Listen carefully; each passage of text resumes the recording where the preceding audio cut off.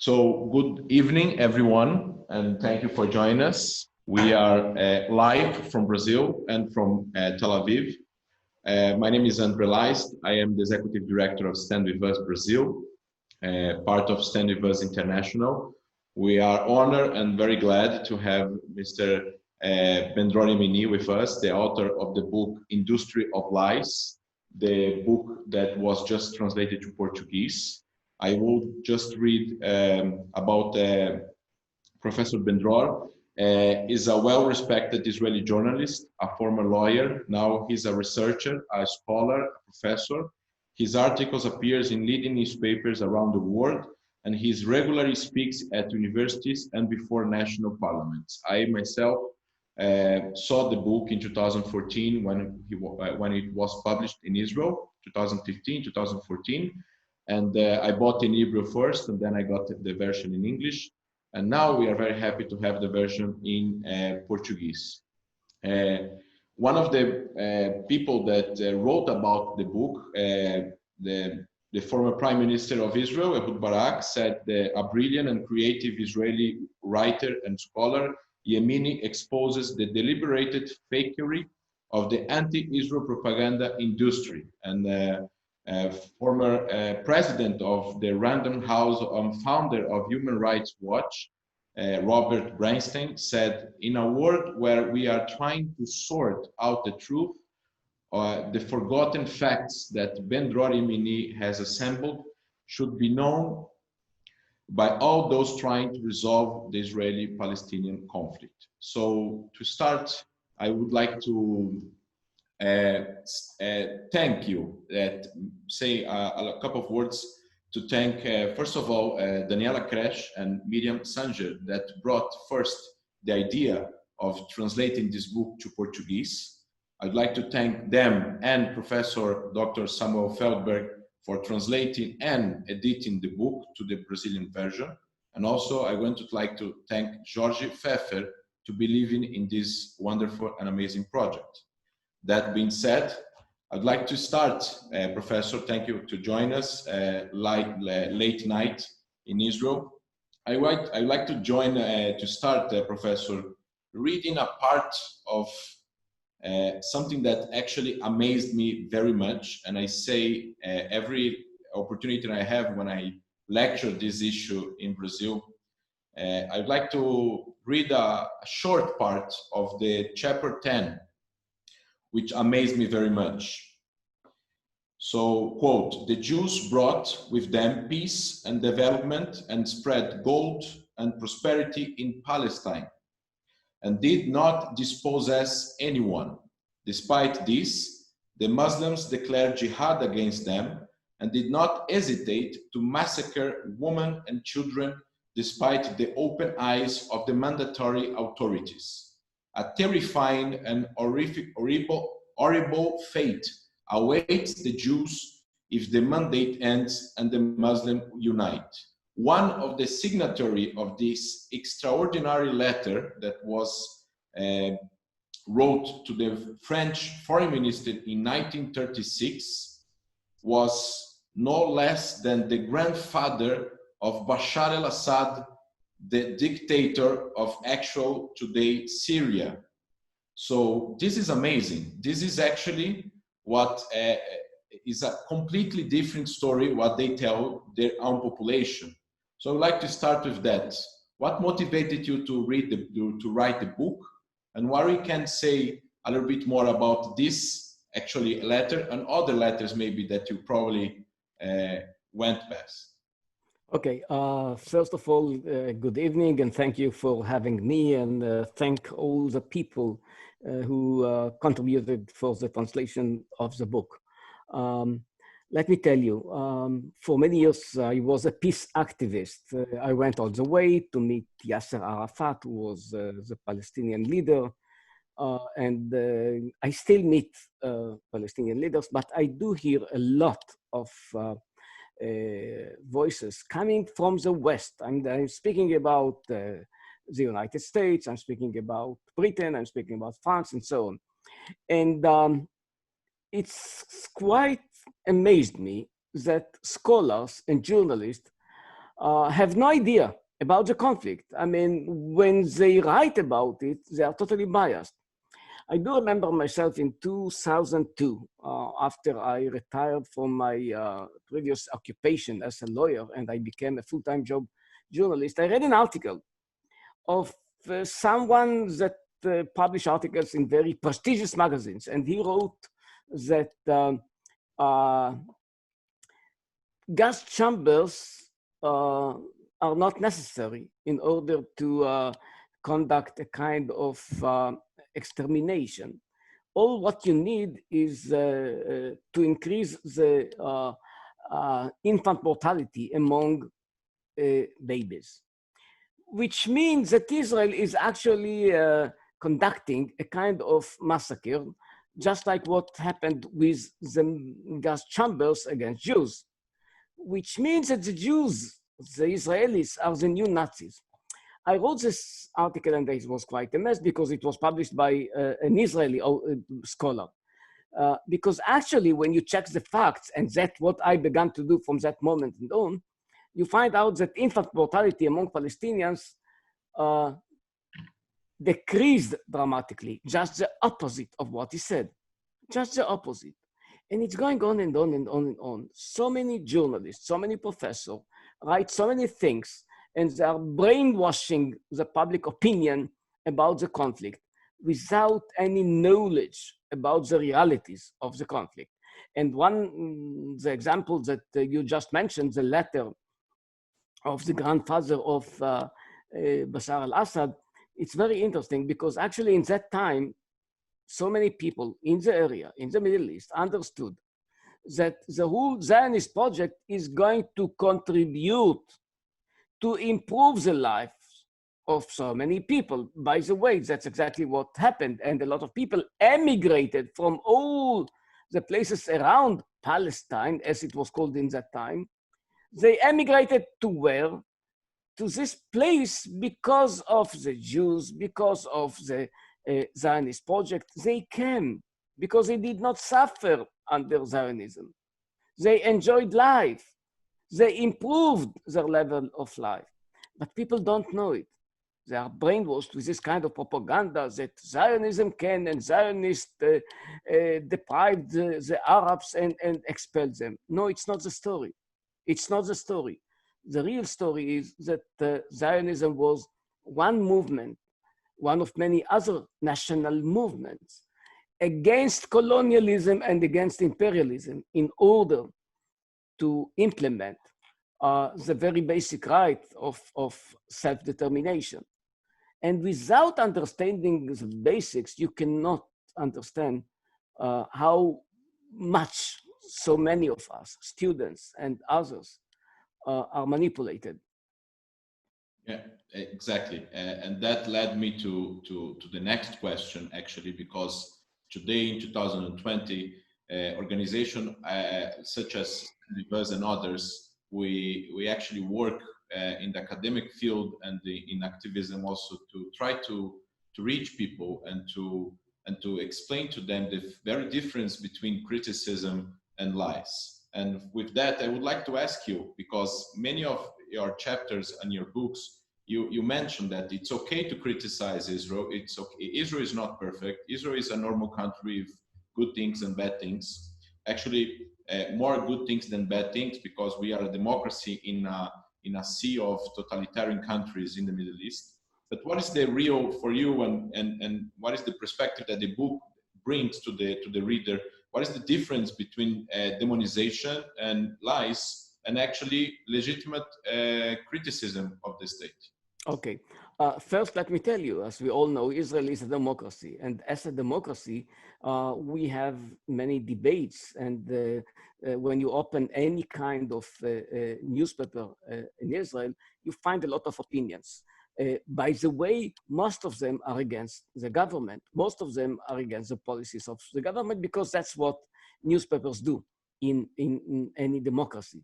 So we don't need the outside world. We don't need not the US, not the American universities, not Britain, and not France in order to criticize Israel. I mean, we do it ourselves because it's a democracy. And when people, for example, I'll give one example. When people criticize the settlements, I guess nobody in Israel will tell you that this is a kind of anti-Semitism or anti-Zionism. It is legitimate to criticize. I mean, we Israelis do it ourselves. But when people lie about Israel, when they say that Israel is committing endlessly crimes against humanity, this is demonization because it's a lie. So in order to distinguish between legitimate criticism and demonization, you just have to find if they are lying or not. Generally speaking, demonization is based on lies, and criticism is based on political views, which are legitimate. Exactly. Rabbi Jonathan Sachs from England said that the Jews were hated because of their religion, and then because of the race, and now they are hated because of the nation state. And Nathan Sharansky, the former head of the Jewish Agency, that was a prisoner in Soviet Union, has said that there is the 3 Ds today: demonization, deslegitimation, deshumanization, and double standards. So with that, I would like to ask you one part just one remark. Natan Sharansky with his 3 Ds is correct, but I have just to add one more D, which is highly important: deception. I mean, it's not only the legitimization; it's also deception. The whole anti-Israeli, anti-Zionist campaign is based on deception. And can you develop more about deception itself? Deception. I mean, when you read professors write that, for example, the Israelis are committing crimes. The Israelis are committing a genocide. When they compare Benjamin Netanyahu, that I did not vote for him, for example, to Adolf Hitler, it's not criticism. It's not. It's a manipulation. It's a deception. It's to manipulate people that do not know the basic facts. When they say that Israel is killing indiscriminately Palestinians, they have no idea about the battlefields in the last 30 years. Israel is killing much less and not much more when you compare the numbers. And of course, in my book, I present all the numbers. I present the facts. I just want people to know the facts before they participate the public debate about what Israel is doing and what Israel is not doing. Exactly. And yeah, this is a very good topic because throughout the debate and inside of this debate, there is a lot of debate inside of the academia. And Adassa Benotto, the former judge, has her book about the design protocols. He said that when someone has a platform and he's well respected, it's very difficult to break this lie. So the person is very motivated to lie. The general public doesn't have the tools to break this lie. So I use this sentence of her in order to explain Ilan Pappé, for example, that is one of the leading anti-Israel academic people in the world, that he is in a self-isolation in England, what he called the exile, self-exiled person. And your book is also dedicated to him. And you actually had an interaction with him in early 2000s when he wrote an article to the Egyptian newspaper saying that the majority of the Israelis actually were in favor of transfer, which was a lie. Yeah, which was a lie. And he wrote, for example, that very few dared to express views against committing a new transfer, a new Nakba to the Palestinians. And I do remember myself in that time, in 2002, I called him now as a journalist, and I asked him, and I told him, look, somebody used your name and published an article full of lies. And he told me, and I was quite shocked, no, I wrote the article. I said, what? Can you validate something like very few dare to criticize the idea of Nakba or transfer? And it was quite embarrassing because he could not validate anything. He just could not. And by the way, yes, he, right now he left Haifa University where he used to work before. Now he is in Britain somewhere, but he's coming a lot to Israel because Israel is a democracy. And many times people present articles of Benny Mori, of Ilan Pappé, articles of other writers from Haaretz newspaper, and they tell me, look, they write against the Israeli policies, and they are writing this and that. And I'm telling them, look, the very fact that they publish articles in Haaretz, in academic magazines in Israel, against Israel, it doesn't prove what they say, it just proves only one thing. And you know what it is? That Israel is a democracy. Yes. That Israel is a democracy. I'm proud to be part of this democracy. It doesn't mean that what they write is truth. It just means that what they, the very fact that they can publish whatever they want proves that Israel is a democracy. And I'm proud to be part of this democracy. We are all proud of that. So Ilan Pappé, actually, I had an opportunity to interact with him once here in São Paulo when he was delivering a speech about his book in the University of São Paulo. And I asked him that many professors, including yourself, Ben-Dror Yemini, criticized him, saying that he was a very bad historian because he actually excluded many facts and turned over other facts in order to be fitable to his own view about the conflict. And he just answered me saying that the professor that criticized him are all Israeli, which is also a lie. There are many criticisms of him that are not Israeli, right?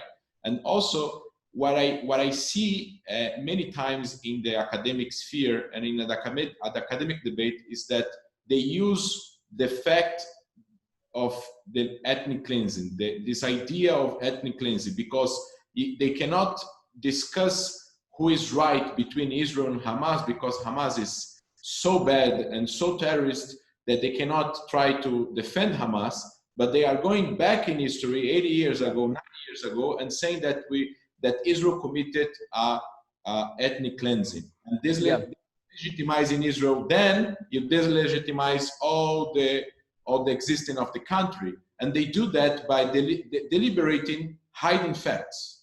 Yeah, it's very interesting, the big question of ethnic cleansing. And Ilan Pappé wrote a book, The Ethnic Cleansing of Palestine, which became the most popular book about the Israeli-Palestinian conflict. So let me tell you, what people should know is not that it did not happen. It's not that people were not leaving Palestine. I'm speaking about Arabs. They did. But in that time, when we are speaking about the first half of the previous century, in that time, it was the norm. It happened in every conflict. Something like between 60 to 70 million people were forced out of their homelands because of the collapse of empires, because of establishing new nation states, because of national conflicts. It was a norm.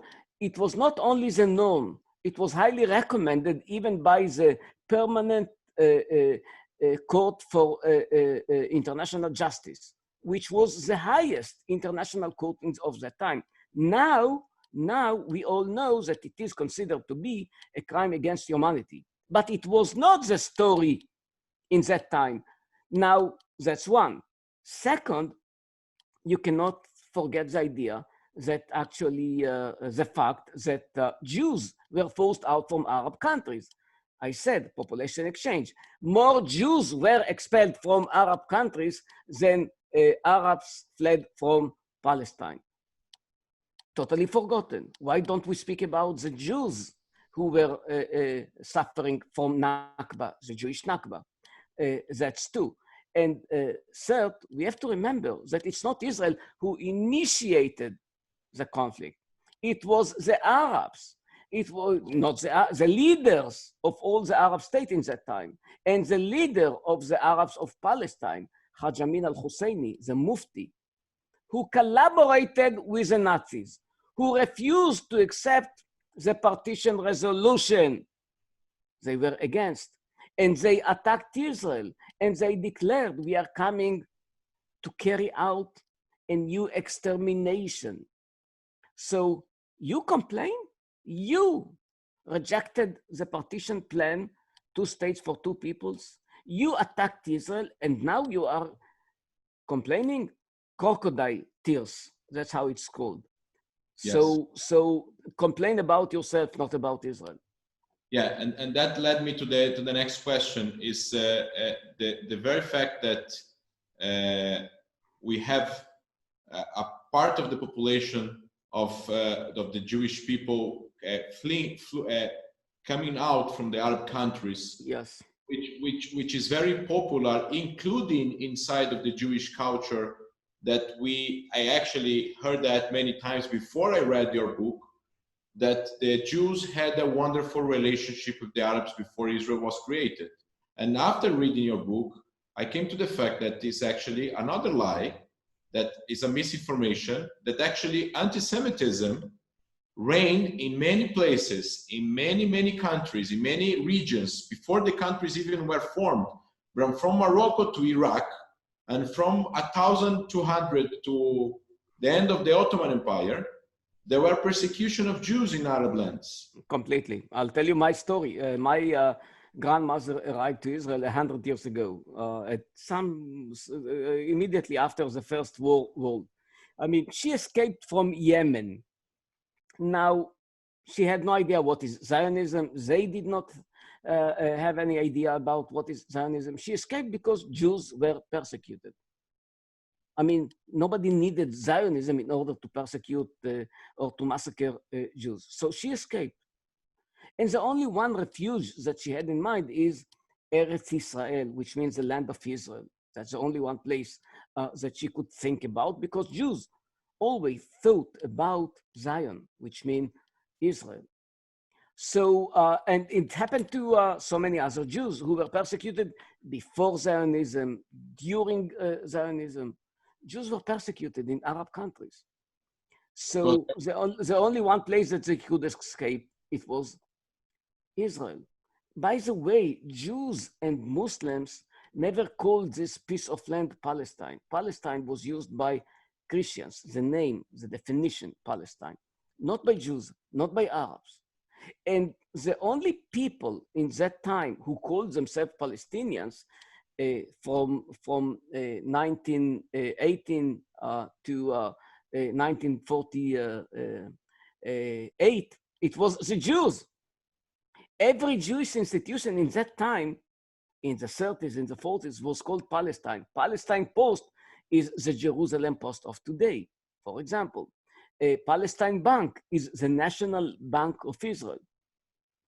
People do not understand it. It's confusing, I know. But my parents, who grew up under the British rule, under the British mandate, they were called Palestinians.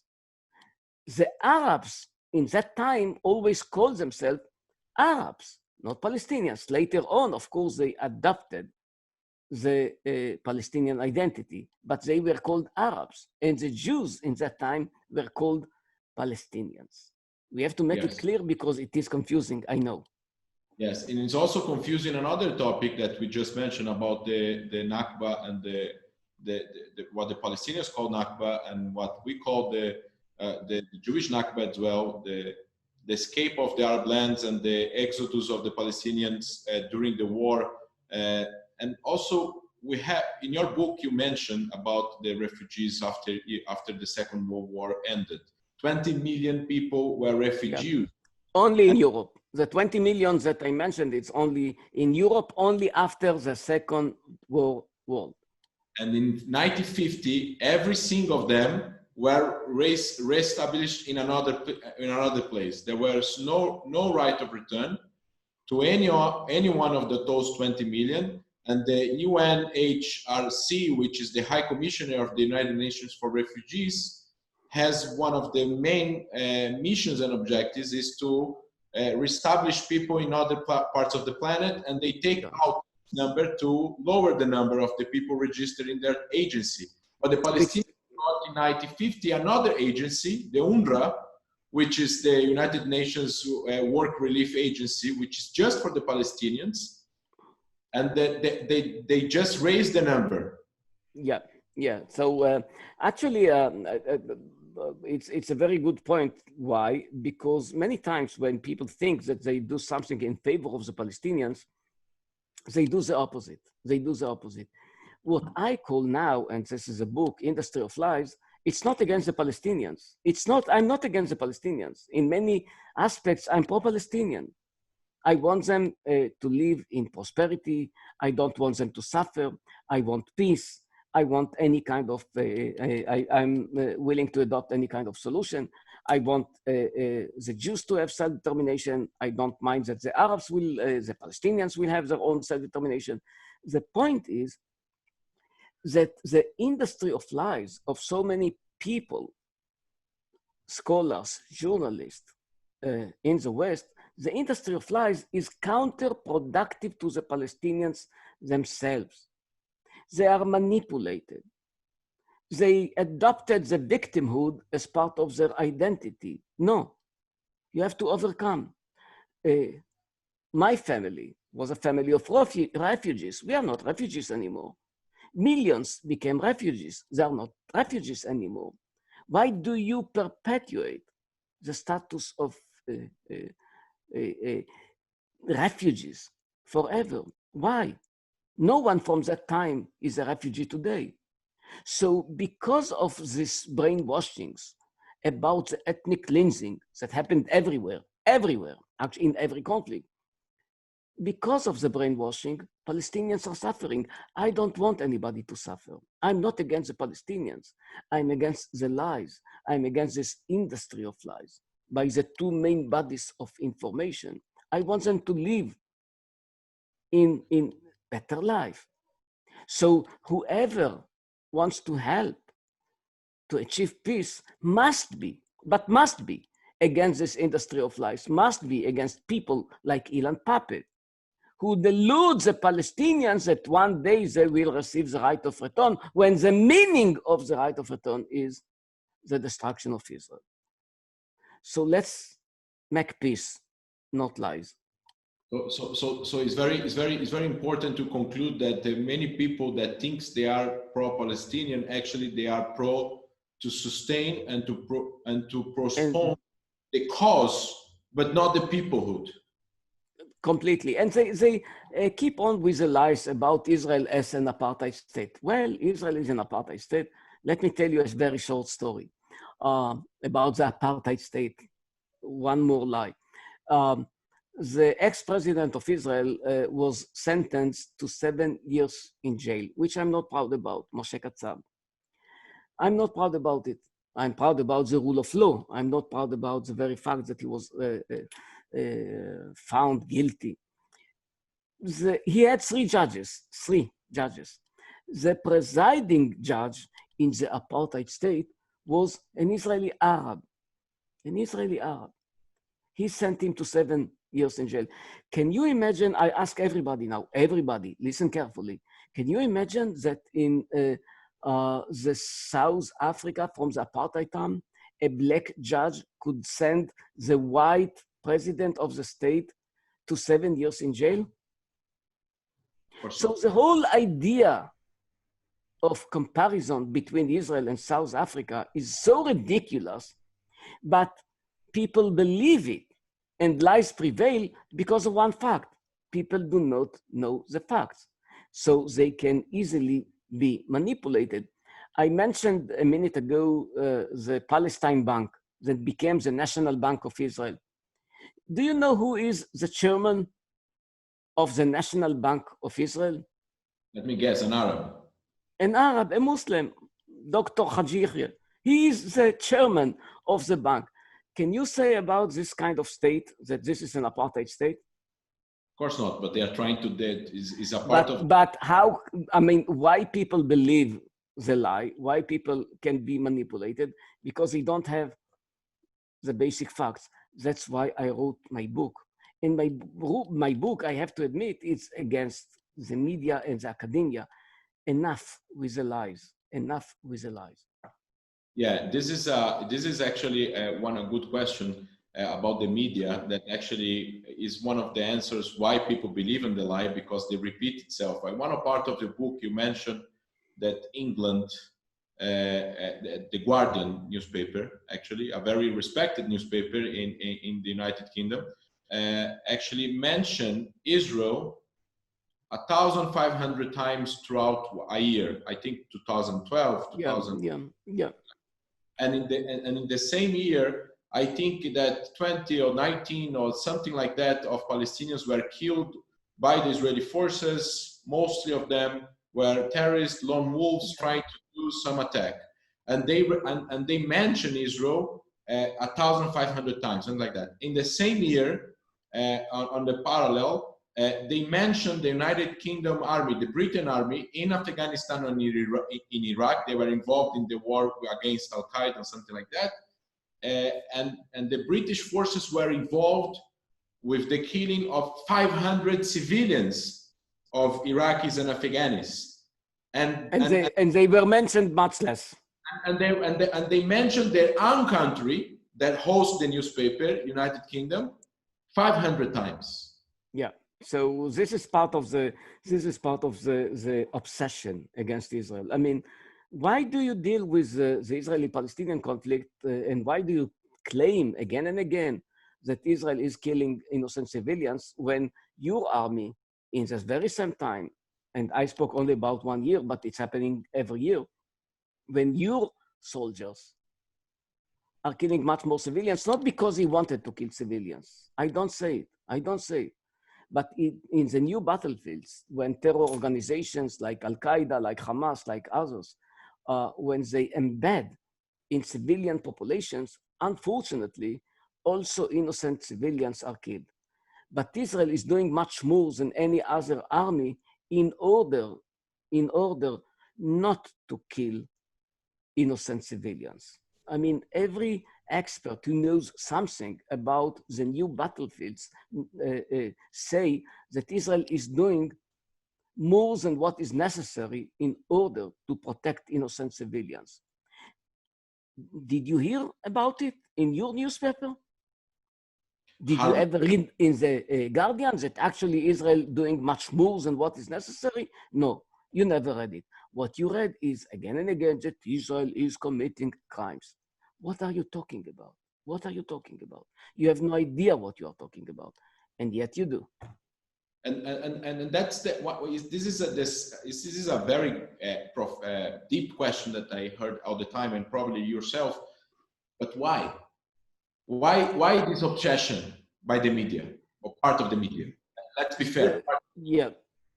Not all the media. I think when we are speaking about journalists and scholars, there are many decent scholars, many decent journalists. We cannot make generalization of everyone. It's not everyone. It's not. And the question of why is highly important.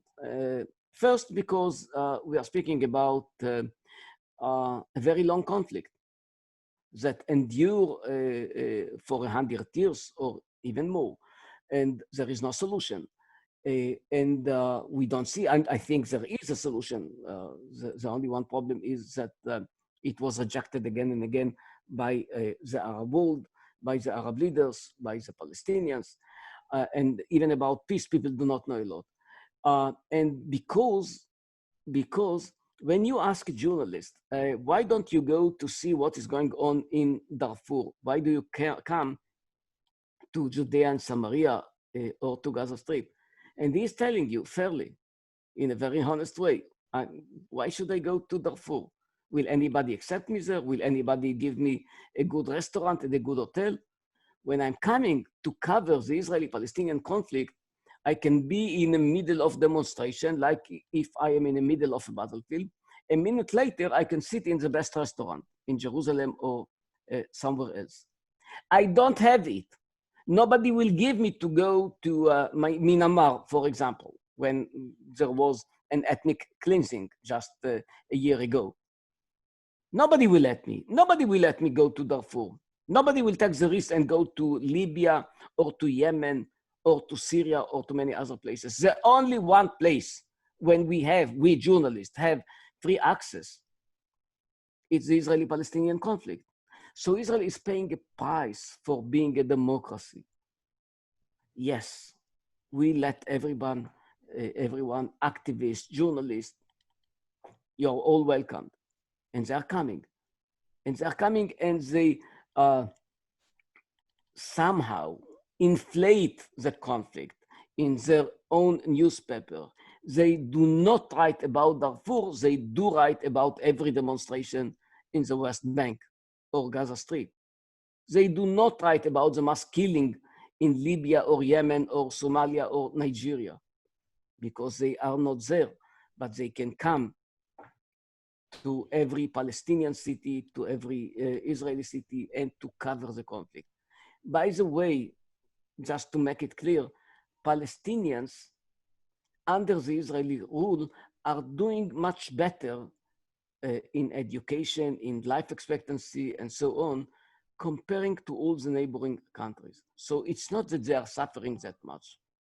We must find a solution, of course, but it's not that because of the Israeli rule, they are suffering, just the opposite. So maybe, just maybe, many of them do not want a solution because they do prefer to be under the Israeli rule and not to be under someone like Saddam Hussein or like Bashar Assad. Israel is not killing them, but Arab leaders are killing their own citizens. Bear it in mind.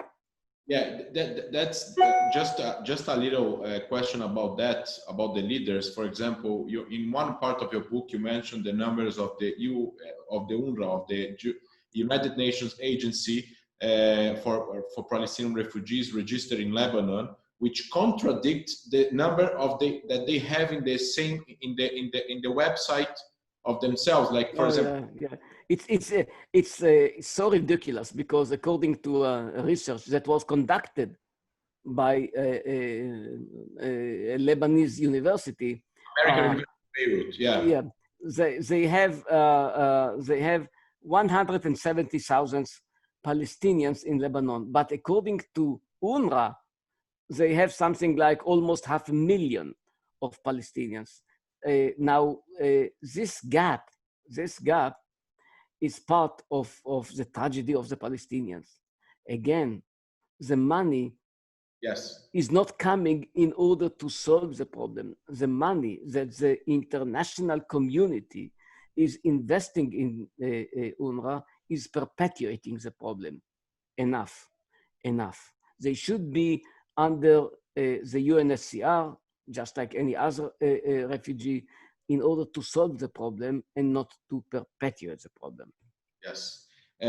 One of these issues, one of the main topics about the media and the academic, I would like you to develop a little bit about the Red-Green Coalition, which I found amazing. Yeah, the Red-Green Coalition, just to explain in a few words, it's a coalition between the extreme left and the jihadists. In many places in Europe, you can see this kind of phenomenon that jihadists with beards and we know how they look like, are demonstrating against Israel with the flags of the Hamas or of the Hezbollah and Nasrallah, the leader of Hezbollah, together with liberals, extreme leftists, or not only extreme leftists. I mean, this coalition is united only about one issue, not about women's rights, not about human rights, not about anything else. They are united just about one thing, against Israel, against the very existence of Israel. And this coalition that unfortunately exists also in so many universities, in so many student organizations, NGOs, is part of the problem. And again, just like the media and the academia, they perpetuate the problem and they do not solve the problem. I wrote my book not because I want to do something bad to the Palestinians. On the contrary, I want to solve the problem. And the industry of lies is one of the biggest obstacles to peace, to prosperity, to coexistence. So enough, when I'm telling them enough, It's not because only because I'm an Israeli. It's just because I want my Palestinian friends, and I have a lot of Palestinian friends, to have better lives. I don't want anybody to suffer. I don't want occupation. I don't want. I want peace. But the coalition of extreme leftists and jihadists prevent them from achieving peace. You think that maybe part of those in the extreme left and of course the jihadists, of course, but the extreme left are not against Israel because of lack of knowledge, but also because they are simply anti-Semitic? Yes, first they do. And many times when you check what they say, and I presented some part of their propaganda, yes, of course, there are many expressions against Jews, not only about Israel. I mean, generally speaking, denying the right of Jews for self-determination is anti-Semitism. And it's not me who is saying it, it's a working definition of anti-Semitism that was adopted by the EU Parliament, by the Bundestag, by the French General Assembly. So we don't have any kind of debate about it. Yes, we do know now, and it is totally accepted by the international community, that rejecting the right, denying the right of the Jews to self-determination is part of anti-Semitism. And this coalition is part of this anti-Semitism. We have to face it, we have to look at it, and when people are trying to say that they are striving for human rights, it's part of the manipulation. They are not striving for human rights. They are against the very existence of Israel. Yes. So I'm going to use the opportunity to read some questions from the audience that is watching us. So the first question is from Camila Crispin. It's a student of one of the leading universities in São Paulo. She said, what is the real effectiveness of naming and shaming against Israel?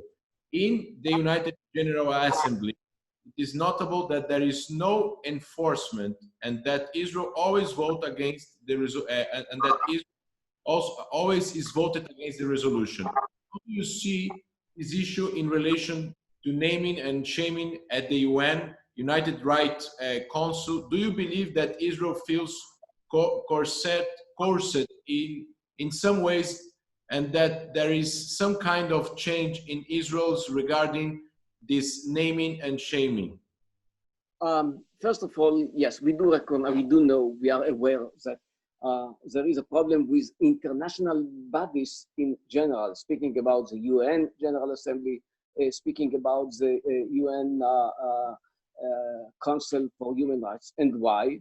Because of a very simple reason. There is a majority of non-democratic states that actually have the majority. So, I mean, what can you expect from states like Sudan, Iran, and others? I mean, they have the majority, not democracies. So it's part of the problem. They do not help the Palestinians when they condemn Israel again and again, and they ignore the so many crimes against humanity that are committed in the Muslim and Arab world. They are not helping them. Again, they delude them. Again, it's part of the industry of lies. Again, Palestinians are the victims because Israel, after all, is prospering. Israel is doing well. I'm not speaking about nowadays because of the coronavirus and so on. But generally speaking, Israel is doing quite well. Palestinians are paying the price. We have to bear it in mind in order to understand that this kind of condemnation does not serve the cause of the Palestinians, does not serve the cause of coexistence or of reconciliation. Another question here is that the BDS movement has a major impact on universities' campuses in the United States. It directly affects in a sense that it can policy. No, the BDS is more than everything else. The BDS is anti-Palestinian. It's anti-Palestinian because again, it's a part of the story that let's express so many lies against Israel and it will help. No, it does not help. The BDS, if you read the three main goals of the BDS, is against the very existence of the Jewish state. It's not about peace. It's not about reconciliation. It's about demonization. It's about deception. It's about telling the Palestinians that they should insist for the right of return. And we spoke about it. The 60 million people who were forced out from their homelands because of conflict, because of other reasons, did not receive the right of return. Jews who were forced out from Europe, Jews who were forced out from Arab countries do not have the right of return. So why do you think that we have to single out the Palestinians and give them this kind of right of return after they, not Israel, they rejected the UN resolutions? After they declared extermination. So yeah. the BDS is so counterproductive to peace, and people do not know it because they are manipulated. The BDS is a kind of a non-violent movement. No, it is not. It's part of the problem. It's not part of the solution. Yes.